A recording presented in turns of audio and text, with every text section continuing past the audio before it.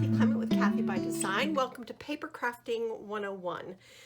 This is a series where I cover basic elements of papercrafting that will help you move your game forward. So today's Papercrafting 101 is going to be all about paper layering.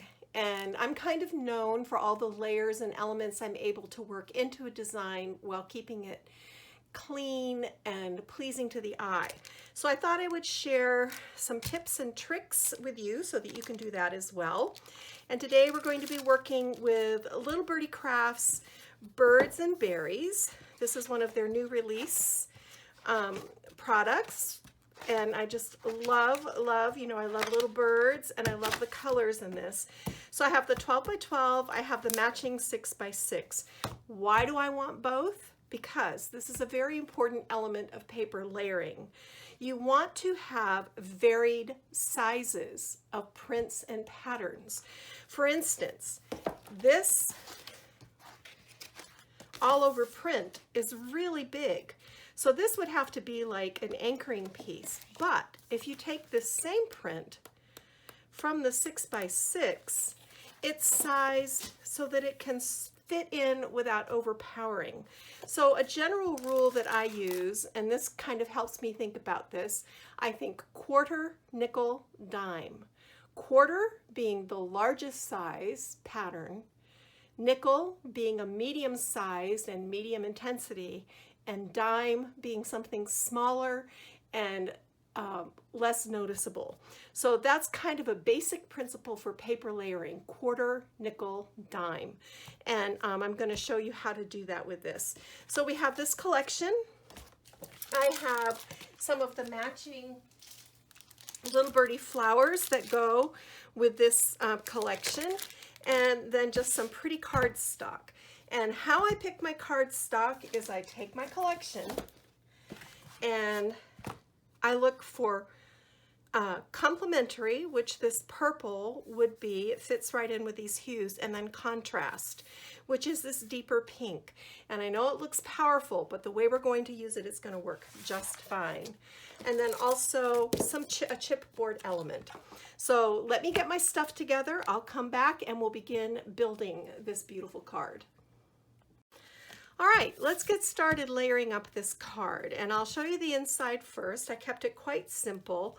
I just used this pattern from the 6 by 6 pad along with this little journaling card from the 12 by 12 on the top.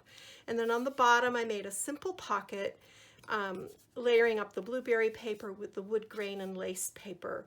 Fussy cut these elements from the 6 by 6 pad. There's all these wonderful fussy cuts, and I love to fussy cut to decorate the pocket. And I will probably put a die cut note card and a tea bag in the pocket, just very simple. So here are our papers, and you can see now this really bold pink creates instant depth. And I like to double mat. Matting is totally optional, but I like the way matting creates depth and dimension. So I put this really bold pink at the back, then layered this soft lavender on top. Then I trimmed down this. This is from the 12 by 12, and I took the image from the bottom left-hand corner. And a really good trick for you when you're starting out is pick 3 papers that you feel like go together well. So this bold border was my quarter. Then this, and also I have another piece in here, this soft pink. This was my nickel, this was my dime. And you can see how this soft pattern reads almost as a solid. And then this is wood planking, but it's such a soft color palette it doesn't clash with this. So I wanted this corner treatment here, and that's my big bold statement. Then I fussy cut the little blueberry border from the 12 by 12 fussy cut page. And we're just going to attach this to our matting. And I'm not sure what I cut this. I'm thinking it's like get this centered. I'll now measure this for you in a second.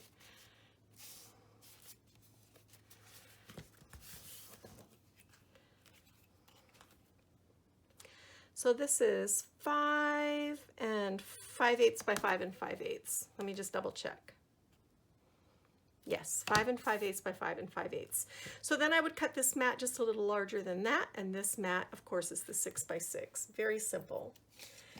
Okay, so for layering, there are a lot of different things to consider, and I like to mat layers because the eye gets confused when there's too much pattern and nothing to separate.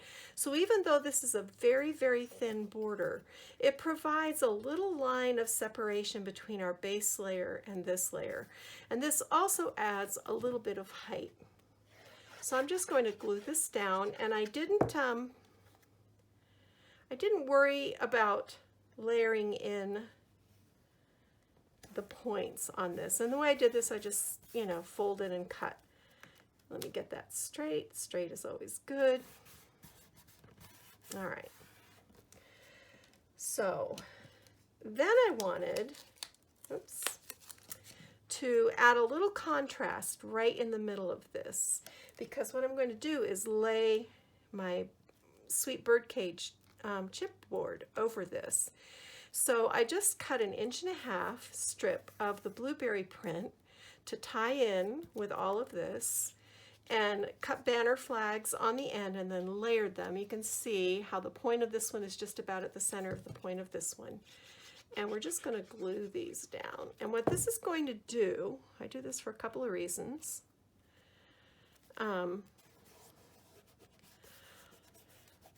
One is, now we've got contrast again. So we've got color, we've got neutral, we've got color, but this is a smaller print than this, so they don't clash. If I'd used the 12 by 12, I think it would have been a little big. So my chipboard, I just hit with Versamark and then heat embossed with shabby white embossing powder from Stampendous. And it creates a really lovely vintage look. And I'm just going to add some of my adhesive to the back of this chipboard. And that ought to do it. Make sure I've got enough here in the middle to hold it in place. And then we're going to come right over to the edge and lay this down, just like that. So now we need our focal point. And I chose this little punch out circle from the 12 by 12 collection. These little doilies are so sweet. And then to give it more presence on the page, I die cut a scalloped circle with one of my dies out of this soft, soft pink. So this is backed with foam adhesive, because another way to create layers and to keep patterns from getting confusing is to add height and dimension, and this is going to look really good. And of course I've done double duty over here. Here's a little tip for you. The little negative space after you pull your little pop dots out, keep that. That's a great layering element for the back of your card. So let me lay him out right here. And again, see, here's the blueberries. Layering is all about making connections between elements, and it's really not hard. I fussy cut some of these sweet little branches to go here, and I want to add some dimensionals on the back of those, and you'll see how this instantly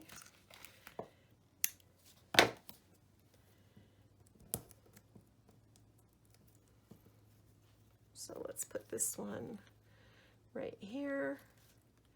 See the depth that that adds, and it kind of makes this feel, I think, more lifelike.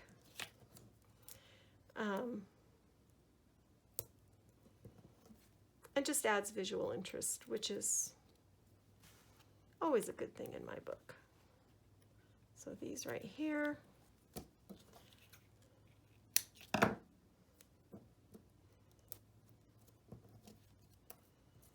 And these right here. Like that. Pretty. I like that. So you can see none of this is hard, right? You're with me on this so far? Now we're going to bring in our flowers. And I do the same thing with flowers. I usually pick 3 because if you look at a garden, it's not all one flower, and they're not all one size. It's really good to mix and match. And so these are from the Birds and Berries collection. This is called Celestina. And I love these. To me, they look like zinnias or dahlias. And the nice thing about these, you get a ton in this box. There are 20 pieces in this box. And some of them are beautiful foliage pieces. And that always makes for a more realistic looking floral display. So these, and then these are the tulip bouquet from Birds and Berries. And these are small and they're nice to tuck in. Those of you who do flower arranging, this will be natural for you. And these are some of my favorites, these sweet little pearl centers. These are Alira, and also from the Birds and Berries. And, all right, so this is my favorite part. We get to add the flowers. And I've got my glue gun heated up, and I'm just going to put a little bit of hot glue on the back of these. I'm going to put this fern. These are so beautiful. Like this. And then this fern, like, oops, that was a hot glue gun. This fern like this. All right. And then let's take this pink to kind of be our focal flower. And I'm going to put this down right here. Beautiful. I love the little bit of sparkle that's added to these. So look at this. This one is already, one of the things I love to do is kind of scrunch them so you can tuck them in. And this one has already been done for me. So I'm just going to tuck that in under there. And do you see how even with the flowers, we're creating layers?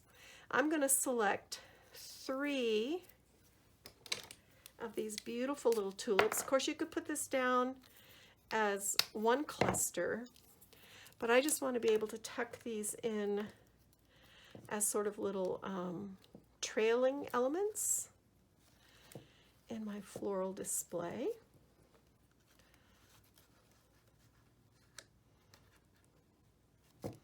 And it's okay to trim the stems. Beautiful. And then this one right here.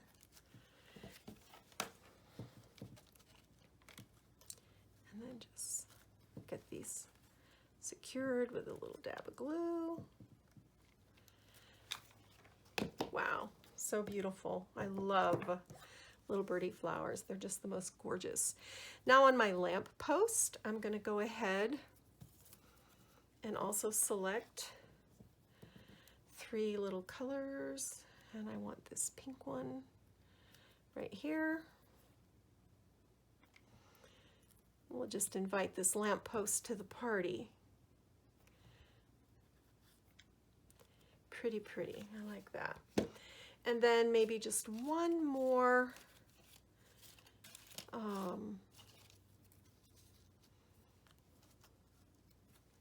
tucked in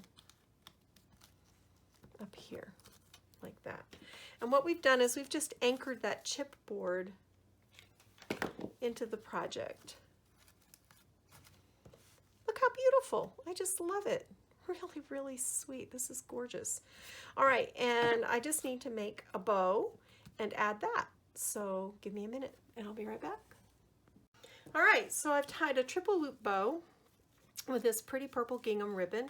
I think this is a nice accompaniment. And what we're going to do is just put a little puddle of hot glue in under our flower cluster.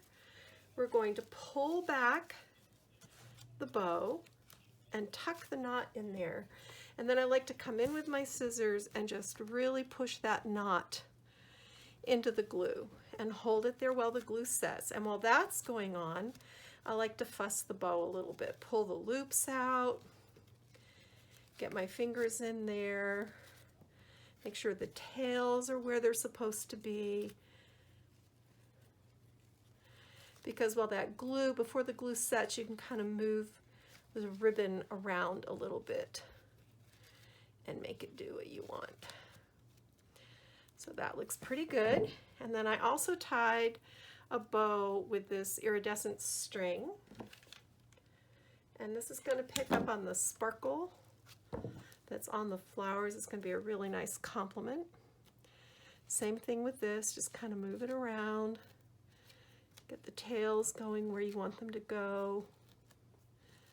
And then I made just a little one for over here to kind of anchor these little tiny flowers. And I'm just going to go underneath.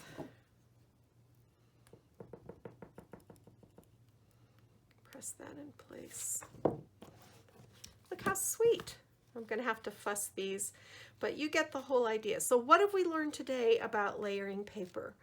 Number one, quarter, nickel, dime. And by that we mean one really bold print, one smaller, less pronounced print, and then a very muted print that reads almost like a neutral. That's one thing. Matting. Matting helps visually separate layers so the eye doesn't get muddled and you can really read the composition. I also like to ink the edges of my paper. For this project I used Distress Oxide Dusty Concord. And you don't have to be crazy, just a little tap along the edges to cover the white core, and it also helps to create a frame for your images. So then the third thing is height. Vary the height and the dimension. Even though we have a lot going on here and a lot of different layers, it's all separated by the dimension, and that helps the eye see it all. Another really good thing to remember about paper layers is complementary colors. Bold colors, medium range colors, and then softer colors. Another great thing to remember is adding elements like chipboard and ribbon add texture and dimension immediately, and of course your flowers. So that's it for me, Paper Crafting 101, creating layers. I hope I've shared some tips and tricks with you that will help you use your patterned papers and feel more comfortable with creating layers. If so, I would love to hear from you in the comments below. If you haven't subscribed to my YouTube channel, I would love to have you along for the journey. If you give this video a thumbs up, it helps other paper crafters find it so I can share my tips with them. And if you would like to shop at Little Birdie Crafts, I will put a link in the description box below. You can now buy them in the US, so there's no minimum purchase and it's a breeze. It's a great website, so I'll put that link down below. All right, I'm gonna go get my craft on. Thanks.